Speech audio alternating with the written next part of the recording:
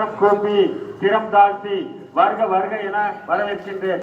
மேலும் இப்பள்ளி மாணவர்களையும் ஆசிரியர்களையும் பொறுப்புடன் வழிநடத்தி செல்கின்ற தலைமை ஆசிரியர்களையும் இருபால் ஆசிரிய பெருமக்களையும் பள்ளி பள்ளி என துள்ளி எழுந்து வந்துள்ள பள்ளி மாணவர்களையும் கல்வி கல்வி என துள்ளி எழுந்து வந்துள்ள கல்லூரி மாணவர்களையும் இப்பள்ளி முன்னாள் மாணவர்களையும் மற்றும் பெற்றோர்களையும் தாய்மார்களையும் வருக வருக என இரு கரம் கூப்பி திறம் தாழ்த்தி வருக வருக என வரவேற்கின்றேன்.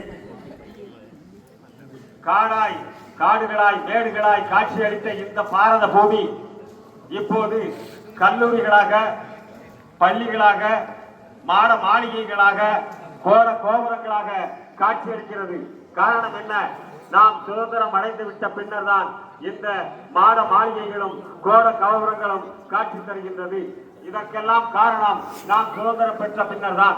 இந்த சுதந்திரம் சும்மா கிடைக்கவில்லை. நமது முன்னோர்கள் குறிப்பாக விடுதலை போராட்ட வீரர்களுடைய தியாகத்தால் கிடைத்தது.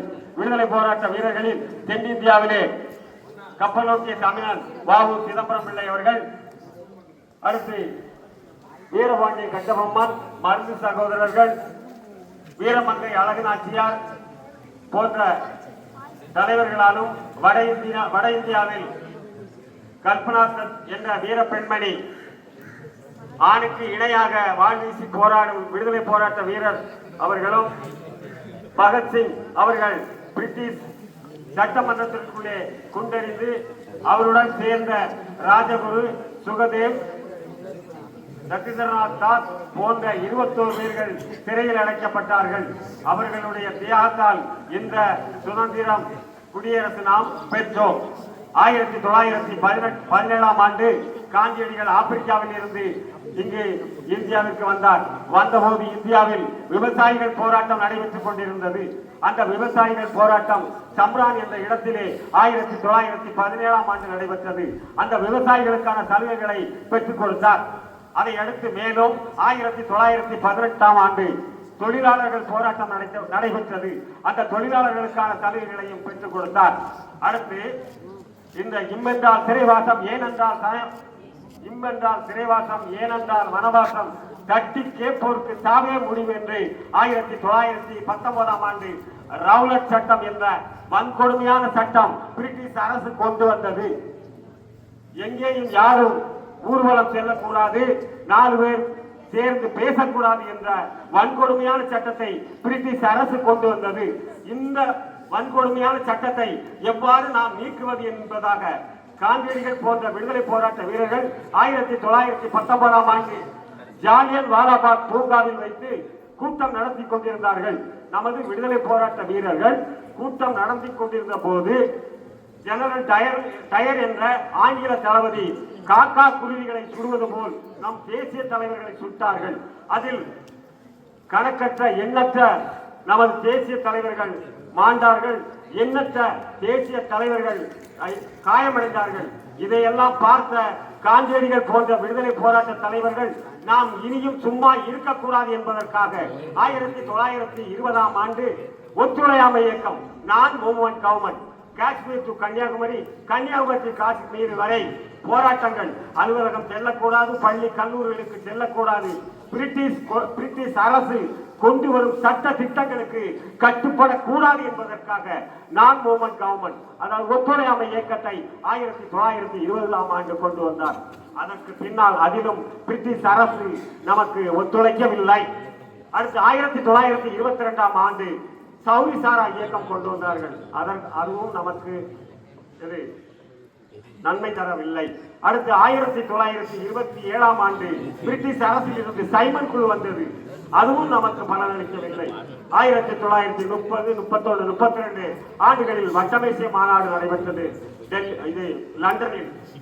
அதில் கலந்து கொள்வதற்காக நமது பாரத பிதா காந்தி அவர்களை அழைக்கவில்லை. அதற்கு பின்னால் நடந்த வட்டமேசிய மாநாட்டில் நமக்கு காந்திக்கு மரியாதையும் இல்லை. அதற்கு பின்னால் 1935 கவுன்சிலர் சட்டம் கொண்டு வந்தார்கள். அதுவும் நமக்கு பலனளிக்கவில்லை.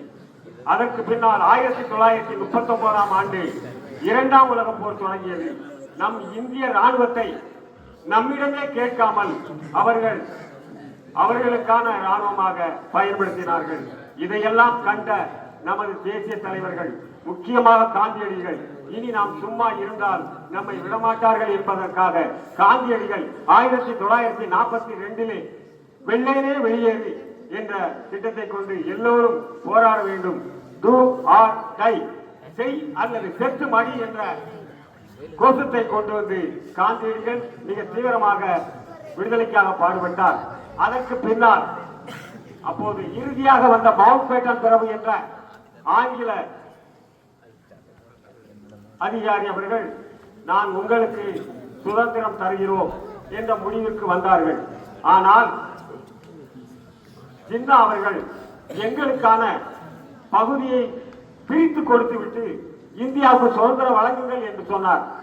நாங்கள் அதிகமாக வசிக்கும் பகுதியான பாகிஸ்தான், வங்காளம் போன்ற பகுதிகளை பாகிஸ்தான் என்ற ஒரு பிரிவை எங்களுக்கு பிரித்து கொடுத்துவிட்டு சுதந்திரம் வழங்குங்கள் என்று சொன்னதால் ஓராண்டு காலம் பின்னோக்கி சென்று அதற்கு பின்னால் 1947 ஆகஸ்ட் 14 ஜின்னா தலைமையில் பாகிஸ்தானும், காந்தி தலைமையில் 1947 ஆகஸ்ட் 15 இந்தியாவும் பிரிக்கப்பட்டது.